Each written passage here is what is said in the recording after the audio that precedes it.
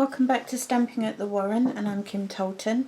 Yesterday I showed you how to create this die cut and the best way of doing it nice and cleanly without all that really infuriating needing to pick and poke everything out. And that's what we did yesterday here. So I have just then made this into a card, and the stamp set that I'm using is called Blooming Love. Really lovely stamp set. Let's see if I can just zoom you in just a little bit more. Out a bit.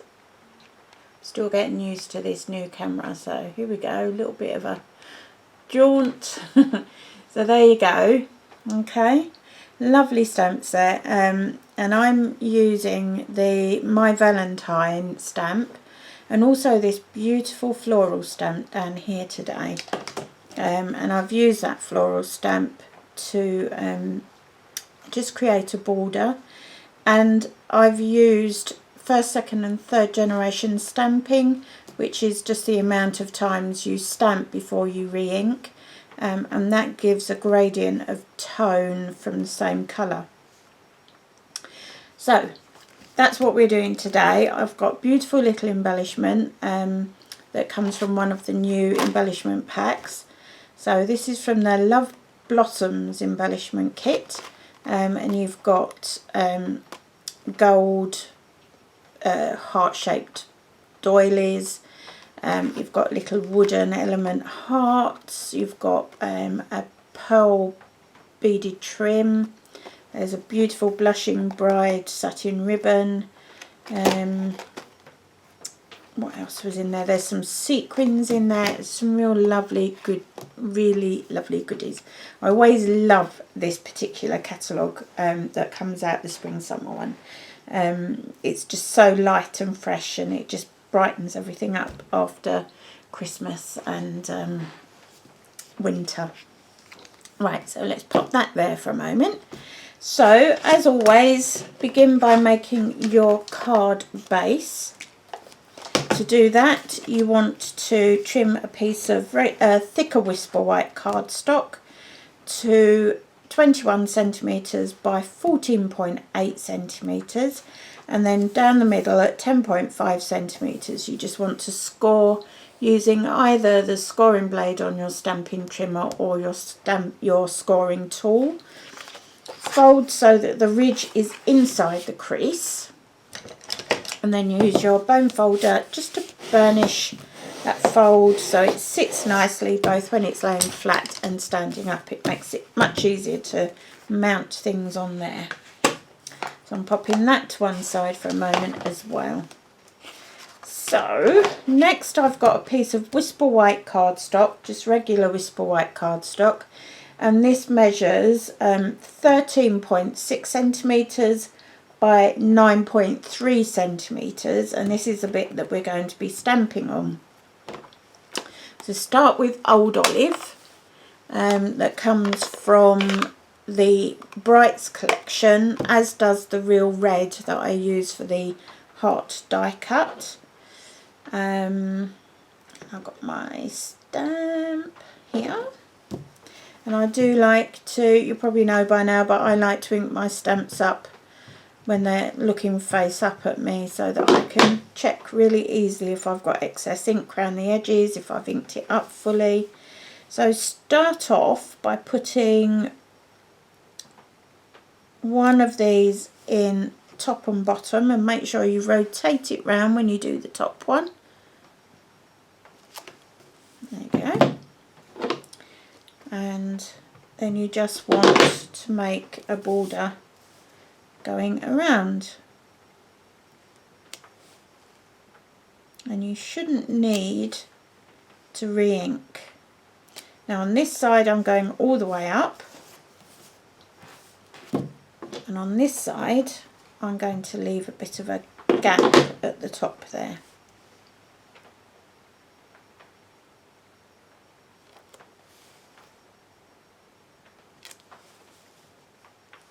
And that's your border. That's all you need to do. that ink pad away. And then I've done, because you can't really use archival inks, well, you can use archival inks with photopolymer. The problem with them is that you can't use StazOn ink cleaner because it causes deterioration of the stamp. So I prefer to go for just regular ink pads, and I use Early Espresso in place of Basic Black. And for me it works really well, and to the undiscerning eye it looks like black anyway, so as far as I'm concerned that works for me rather than damaging my stamps.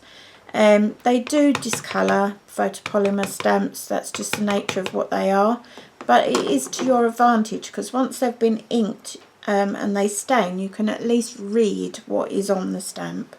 So this sentiment I'm going to pop up in this top corner where that little void is. It shouldn't be completely in the void, but it's up in that corner.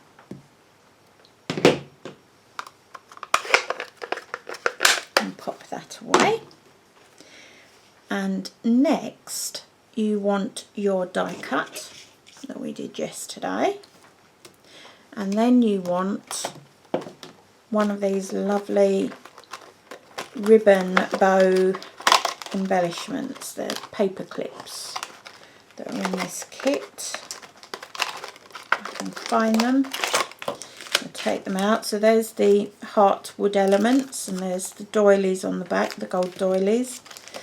There's your pearl trim. Look, isn't that divine? Can't wait to use that. Perfect for weddings and communions, confirmations.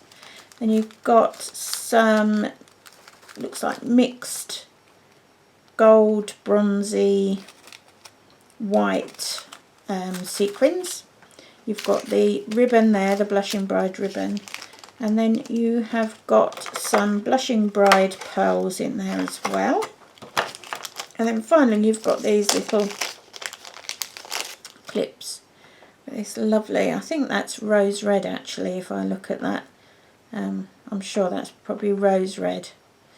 Lovely little bows there. So that's what I'm using today. Just pop all of that away. Otherwise I have a habit of forgetting where I put things, so I do try to do things routinely.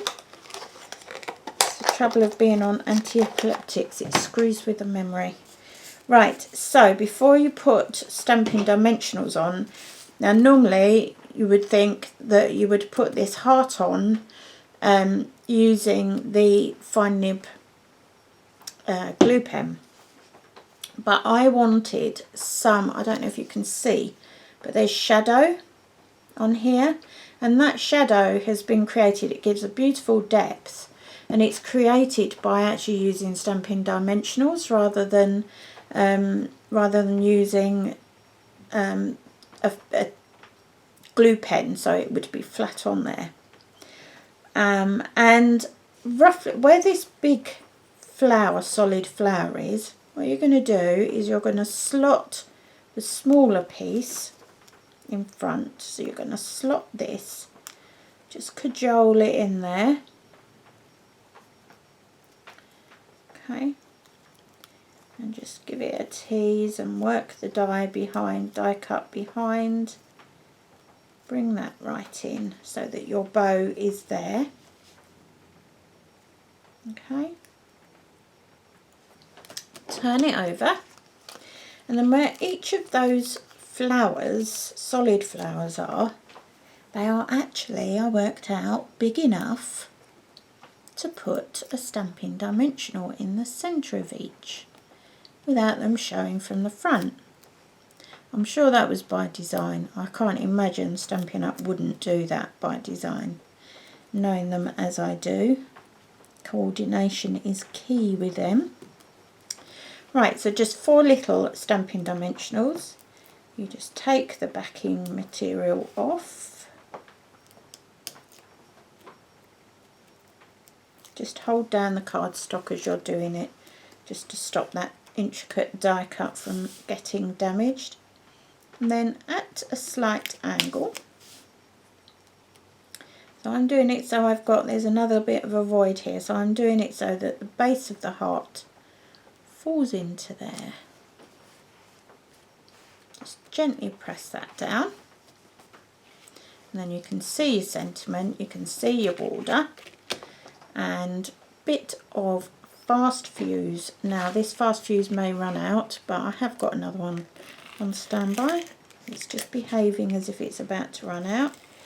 With fast fuse, you run it down with keeping the cassette fairly parallel, and then you do a flick one way, and when you bring it down the next side you flick the other way, and you'll always have it perfect.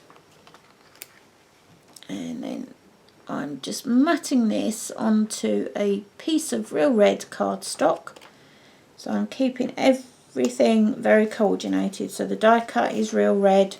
Rose red comes from the Regals collection, but it still works because all the colour collections also work together with each other, so it works really lovely. So that's your basic card front. Bring in your card base. Make sure you've got the opening on the right side. And then another couple of strips of fast fuse down. And the other thing when you're adhering things, they don't have to be absolutely up to the edge of the cardstock.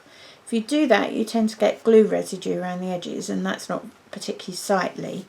But also, where you get a little bit of a lift, where you haven't got it completely flat to the real edge, you again get shadow, and that shadow creates depth to your project. So don't ever try to be too perfect.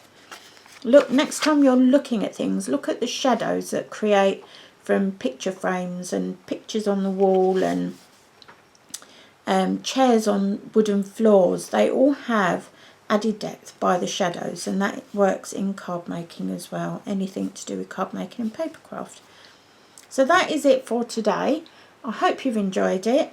Any questions, just drop me a line. As always, the full tutorial will be on my blog at www.stampingatthewarren.blogspot.co.uk, and in the show more section beneath today's video you will find all of my social media accounts, and you can follow whichever or all of those as you choose, and feel free to follow my community Pinterest board, and once you do and I can see that you have interest in crafting, I will send you an invitation to join. You do not need to be using Stampin' Up products. All I ask is it is papercraft, not digital or otherwise. I do want it to be papercraft, but it's a place for everyone to get their inspiration in one place from as many different people, so therefore you get a good variety of styles and teaching approaches. That's it for today really, so I will speak to you again tomorrow, and thanks for listening. Ta-ta for now.